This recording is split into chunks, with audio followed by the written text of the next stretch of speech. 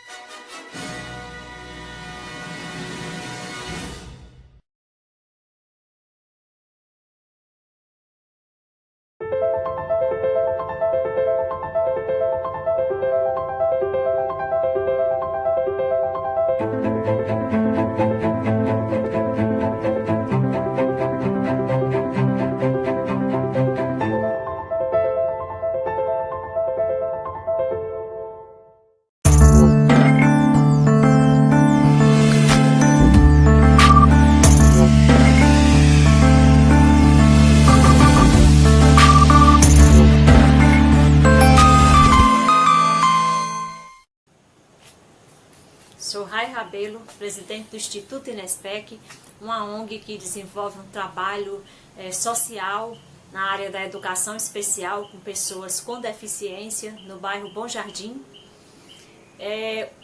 O Instituto Inespec funcionou de 2007 a 2016 na área da educação especial, cuidando de pessoas com todas as deficiências. Mas agora nós vamos sim continuar com o trabalho, vamos abrir uma clínica para atender essa demanda do Bom Jardim e também com cursos no EAD para aqueles que desejam realmente entender desse tipo de trabalho.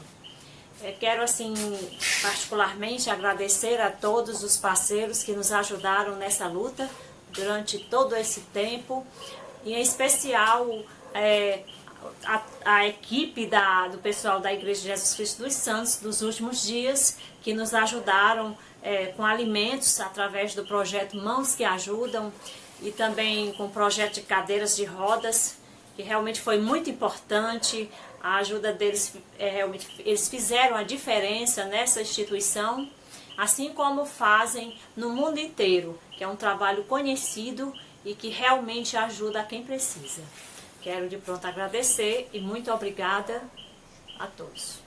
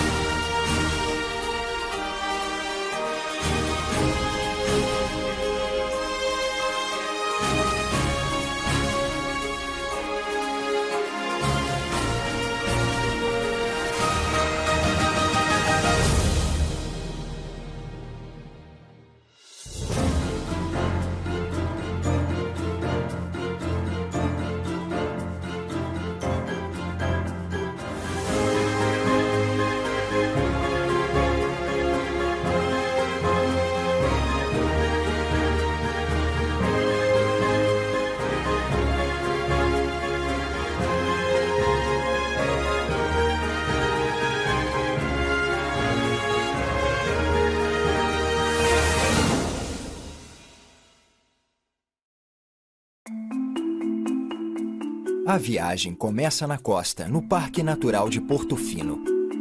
Um cabo rochoso composto por penhascos e matas que cercam o vilarejo de Porto Fino. Ao norte fica Gênova, o maior porto marítimo da Itália e a cidade natal de Cristóvão Colombo. A segunda maior cidade da Itália é Milão, há muito tempo considerada a capital mundial da moda e do design. Perto da fronteira com a Suíça fica o Lago Horta, e no meio dele, a ilha de San Giulio, local de um enorme mosteiro beneditino. A maior fabricante de carros da Itália é a Fiat. Sediada em Turim, a empresa construiu uma fábrica revolucionária nos anos 1920, com uma pista de testes no terraço. A viagem termina no centro de Turim, uma cidade repleta de prédios históricos que datam de muitos séculos, desde o período romano.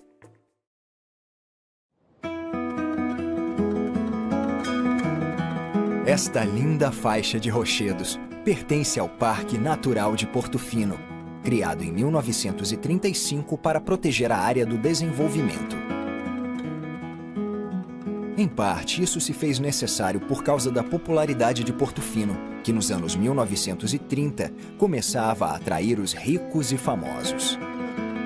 O pequeno porto deslumbrante e os rochedos que o cercam corriam o risco de serem ocupados por mais mansões e hotéis. O parque, que se estende por 6 quilômetros ao longo da costa, forneceu proteção contra esse futuro. Neste litoral acidentado se encontra uma pequena enseada que só é acessível de barco ou a pé, descendo o rochedo. A enseada abriga a abadia de San Frutuoso. O primeiro registro oficial que se tem do mosteiro é do século X, quando um bispo da região reconstruiu uma abadia antiga que guardava os restos do mártir cristão São Frutuoso. Nos séculos seguintes, ela foi ampliada e ganhou uma torre de vigia no século XVI para se proteger dos piratas. Agora é um lugar tranquilo para fazer uma visita, ver um show, conhecer a abadia ou apenas relaxar na praia de Seixos. O local conta com um pequeno café e restaurante, mas não tem lojas.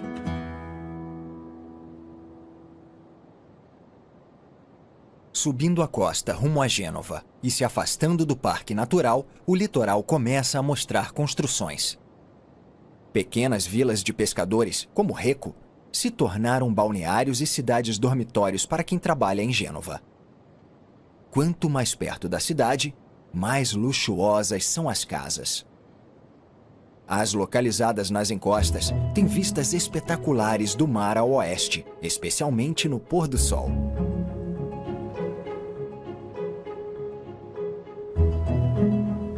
Esta é Gênova, a 6ª maior cidade da Itália e o maior porto marítimo do país.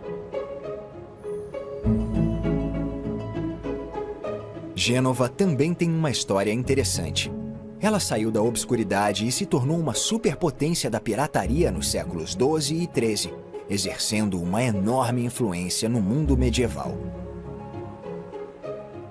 Travou batalhas amargas com a grande rival Veneza e até aprisionou o explorador veneziano Marco Polo quando as cidades-estados feudais começaram a conectar a Europa com as glórias do Oriente.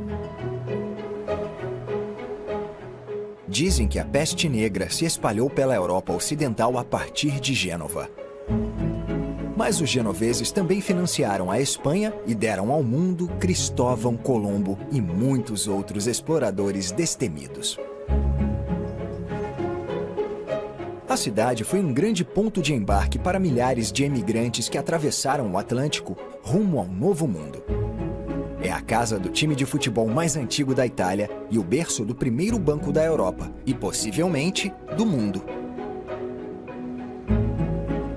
O passado da cidade é visto nos muitos prédios históricos que datam desde o período da fundação e nas construções enormes do século XIX. As ruas estreitas e sinuosas do centro histórico têm igrejas, teatros, museus e galerias de artes. Mas Gênova não parou no tempo. Também tem um lado muito moderno, como a arquitetura contemporânea, que inclui La Biosfera, uma estufa feita de vidro e aço, projetada por Renzo Piano, um arquiteto genovês mundialmente famoso.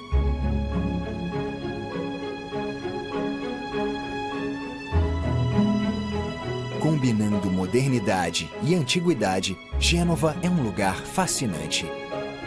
Talvez a melhor descrição da cidade tenha sido escrita pelo intelectual e poeta Petrarca há mais de 600 anos. Ele a chamou de La Superba, que significa a soberba, e escreveu: é uma cidade nobre, que cobre um manto alpino. Os homens e as muralhas dela são cheios de orgulho e sua mera aparência sugere que ela é a dama do mar. Este navio cargueiro deixa o porto e acompanha milhares de outros que param em Gênova há mais de 2.500 anos. O passado marítimo da cidade é muito antigo. Começou no século VI a.C. com os navegantes fenícios e etruscos, por causa do porto natural. Posteriormente, Gênova foi destruída pelos cartagineses e depois reconstruída pelos romanos. Um monumento que resiste há 400 anos no porto e é um símbolo importante da cidade é a lanterna. Ela ainda orienta os navios no porto e até 1902 foi o farol de alvenaria mais alto do mundo. Depois da Segunda Guerra Mundial e de fortes tempestades nos anos 1950, o porto foi reconstruído e modernizado. Agora é o maior porto italiano para navios de carga e de passageiros, e um dos mais importantes do Mediterrâneo. Boa parte do algodão, da seda, do azeite e do vinho da Itália é exportada de Gênova. Diferente de muitas cidades que têm aeroportos internacionais afastados do centro, o aeroporto Cristóvão Colombo foi construído numa ilha artificial numa das entradas do porto e fica a apenas 5 quilômetros do coração de Gênova. O helicóptero aproveita para abastecer e, depois de deixar que o jatinho passe, retoma a viagem rumo ao norte. Nas montanhas, no topo do Monte Figonha, se situa um local de peregrinação católico romano, o Santuário de Nostra Senhora della Guardia. Guardia significa guarda em italiano, e o templo recebeu esse nome porque, na Idade Média, o Monte Figonha era uma estação de observação estratégica para monitorar o movimento de exércitos ao longo da costa e de navios que se aproximavam de Gênova. Segundo a tradição, em 29 de agosto de 1490, a Virgem Maria apareceu para um camponês chamado Benedetto Pareto e pediu que ele construísse uma capela na montanha. Como ele era pobre, ergueu uma pequena e de madeira, que agora está preservada dentro da capela nova. Ao longo dos séculos, o local atraiu mais peregrinos e foi sendo ampliado aos poucos até ganhar a forma atual, que inclui a estrada de acesso construída nos anos 1960.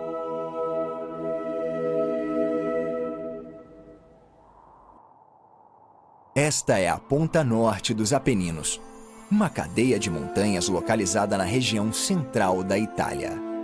Para atravessar a cordilheira, é preciso sobrevoar as nuvens, e isso rende vistas espetaculares do topo das montanhas. Este manto de nuvens, apesar de lindo, oferece um problema, já que descer no meio das nuvens sem instrumentos especiais é muito perigoso, pois não dá para ver o que está embaixo. O ideal é achar uma brecha entre as nuvens para ver aonde se está indo.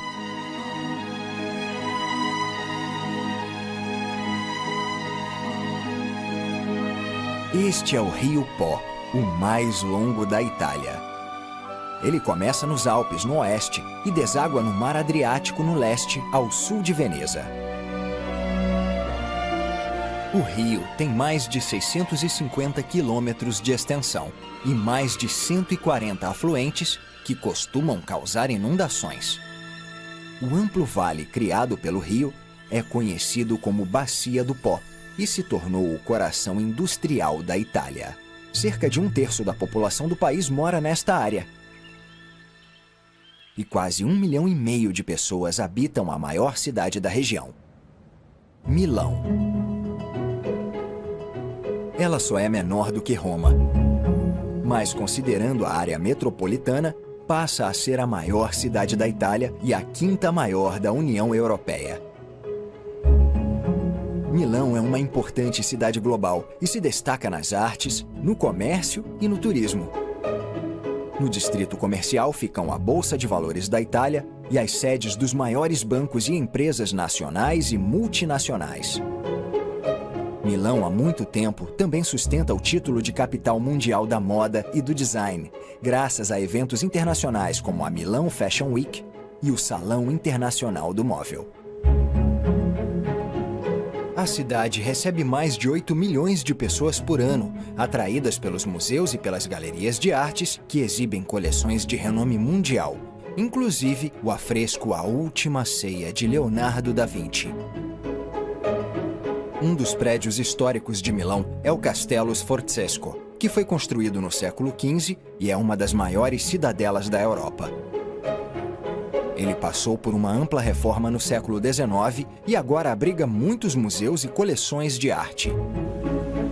A fonte do castelo é uma atração muito popular e um lugar favorito para tirar fotos em ocasiões especiais.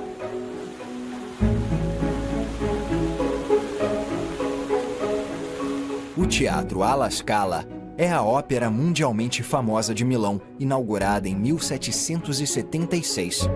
É um dos maiores teatros do mundo e no século XIX foi escolhido para a estreia de 6 óperas de Giuseppe Verdi. A cidade é repleta de prédios interessantes de todos os períodos. Esta é a Torre Velasca, construída nos anos 1950. A estrutura dela é uma interpretação moderna das torres dos castelos medievais do norte da Itália, que sempre tem a base mais estreita. Milão tem mais de 40 igrejas históricas. Esta é a Basílica de San Lorenzo, que data do período romano. Ela se tornou um símbolo desse império durante o Renascimento, quando foi estudada por arquitetos influentes como Leonardo da Vinci. Ao longo dos séculos, ela foi ampliada e reconstruída depois de terremotos e incêndios. Esta é a Estação Central de Milão, que substituiu outra mais antiga de 1864. Ela foi construída na parte norte da Piazza della Repubblica. A construção começou em 1906 e demorou cerca de 25 anos por causa da guerra, da crise econômica e das alterações ordenadas pelo líder fascista Benito Mussolini, que queria uma estação ainda mais suntuosa. Quando ela foi reformada em 2006, ficou decidido que, por razões históricas, algumas áreas permaneceriam sem restauração, mas inacessíveis ao público. Isso incluiu uma sala de espera com suásticas no chão, projetada para receber Adolf Hitler. No centro da cidade fica a Piazza del Duomo, que foi criada no século XIV, mas à exceção da catedral, boa parte do que se vê hoje é do século XIX. Na parte norte fica a impressionante Galeria Vittorio Emanuele II, construída nos anos 1860. É o shopping em atividade mais antigo do mundo e compreende 2 arcadas de vidro com um espaço central octogonal e um domo de vidro. Ela pode ter inspirado o uso do termo galeria para muitos shoppings e centros comerciais no mundo todo. A Catedral de Milão demorou cerca de 6 séculos para ser construída. É a segunda maior igreja da Itália depois da Basílica de São Pedro em Roma e a terceira maior do mundo. A decoração da fachada inclui mais de 2.000 estátuas e 135 pináculos. A catedral foi construída por cima de uma basílica romana do século IV. A obra começou em 1386 e só terminou oficialmente com a instalação do último portão em 1965. Ao longo dos séculos, a catedral foi admirada e atacada pelos críticos. Alguns a consideraram extravagante demais ou até monstruosa. Mas para a maioria, ela é uma obra-prima. O escritor Mark Twain dedicou o capítulo de um livro dele à catedral, exaltando os atributos dela. Não dá para melhorar alguns dos comentários dele. Ela é uma maravilha, tão suntuosa, solene e ampla, mas ao mesmo tempo tão delicada, arejada e graciosa. No telhado havia longas fileiras de pináculos. Agora é possível ver que as estátuas no topo de cada pináculo eram do tamanho de um homem alto, mas da rua pareciam bonecas. Dizem que a Catedral de Milão só perde para a Basílica de São Pedro em Roma. Não entendo como ela pode perder para qualquer coisa feita por mãos humanas.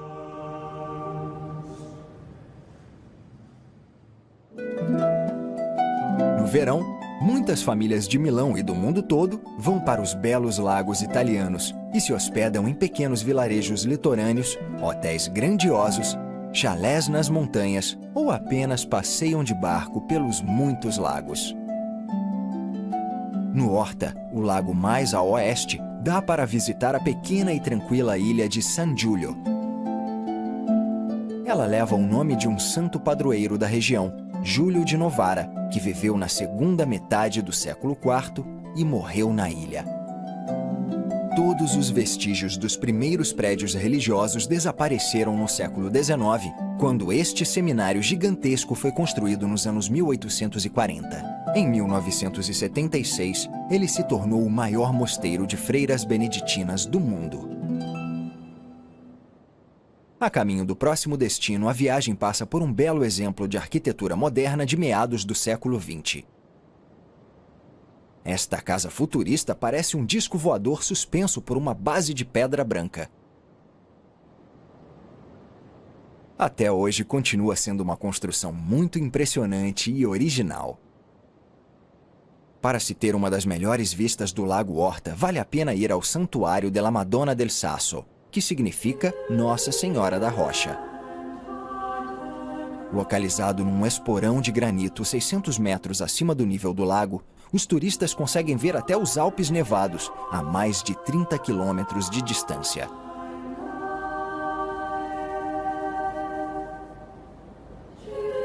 Em 1703, um mercador da região que disse ter recebido a graça de Deus, resolveu construir um novo santuário para substituir uma pequena capela medieval do século XVI dedicada a Nossa Senhora das Dores. Em 1748, a igreja, construída no formato de cruz grega, foi concluída, enquanto a Torre do Sino e o presbitério ficaram prontos 12 anos depois. Em 1998, o complexo inteiro foi restaurado.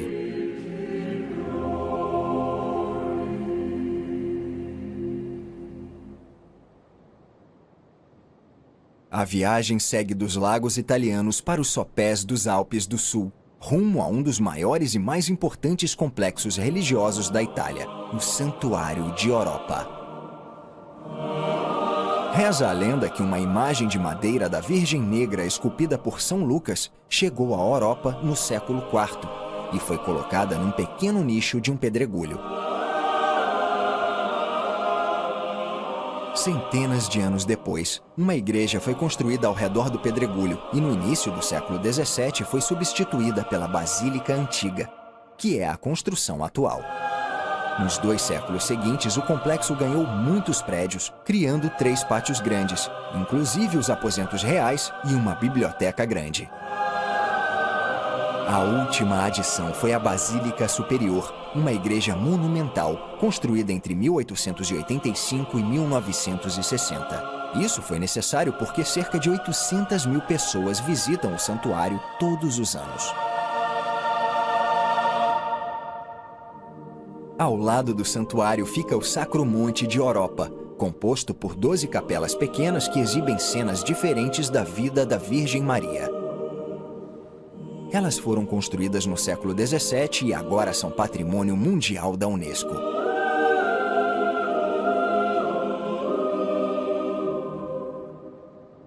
Com a ampliação do santuário ao longo dos anos, ele deixou de ser um ponto de parada para peregrinos e se tornou um destino de peregrinação. Agora existe um hotel com 300 quartos espalhados pelo complexo, além de muitos restaurantes e lojas. A viagem segue para o sul, se afastando das montanhas rumo a Turim e a uma residência de caça. Uma residência de caça pode parecer algo pequeno e simples, mas no caso do magnífico Palácio de Stupinigi, isso está longe de ser verdade.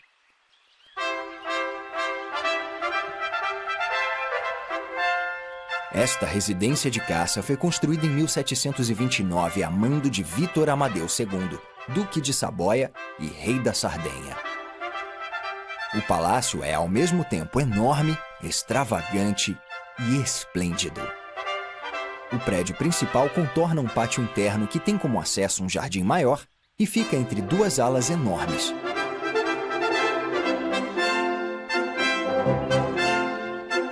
Stupinide não tem nada de pequeno.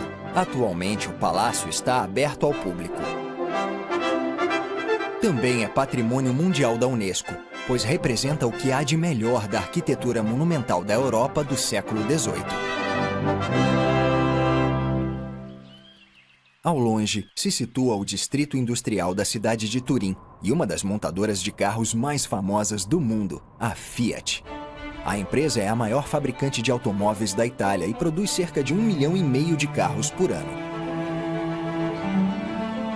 O primeiro Fiat foi lançado em 1899 e só foram fabricadas 24 unidades. Em 1916, a Fiat detinha cerca de 80% do mercado automotivo da Itália e resolveu construir uma nova fábrica revolucionária, o Edifício Lingotto, que tinha uma pista de testes no terraço. A fábrica foi inaugurada em 1923. O projeto era inusitado, pois tinha 5 andares. A matéria bruta ficava no térreo e a linha de montagem subia ao prédio. Os carros prontos surgiam no terraço para serem testados na pista. Na época, era a maior fábrica de carros do mundo. Mas nos anos 1970, ela ficou ultrapassada e acabou sendo desativada em 1982. Então, foi transformada num complexo de escritórios, shoppings e hotel. No entanto, a pista de testes foi preservada e é usada como set de filmagem para muitos filmes e comerciais. Turim é a capital da região do Piemonte e um importante centro comercial e cultural. Está situada no sopé dos Alpes e guarda a entrada da Itália.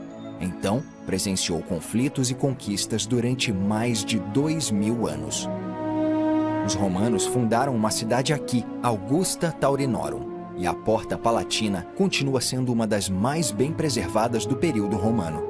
Turim é repleta de prédios históricos que datam de muitos séculos, mas o bombardeio dos aliados na Segunda Guerra Mundial destruiu boa parte da cidade, já que a área industrial era um alvo importante. A Mole Antonelliana, com quase 170 metros de altura, escapou praticamente ilesa. Ela foi concluída em 1889 e, na época, era o edifício em alvenaria mais alto da Europa. Foi batizada em homenagem ao arquiteto responsável pela obra, Alessandro Antonelli. Depois, foi comprada pela cidade e transformada em monumento à unidade nacional. Os turistas podem ir ao terraço panorâmico para admirar a vista de Turim e dos Alpes. Um dos principais cartões postais da cidade se encontra bem no centro de Turim, o Palazzo Madama. De cima, parecem 2 prédios diferentes conectados. As 2 torres do fundo são reconstruções romanas e foram inseridas no castelo do século XIV. No século XVII se tornou a residência da Duquesa de Saboia, que resolveu construir um novo palácio barroco com pedra branca no mesmo lugar. Infelizmente, ela teve que fugir da cidade durante a guerra com a França, e a única seção concluída foi a ala oeste, que basicamente continha uma impressionante escadaria dupla. O palácio permaneceu inalterado desde então, e é um lugar intrigante para concluir esta viagem.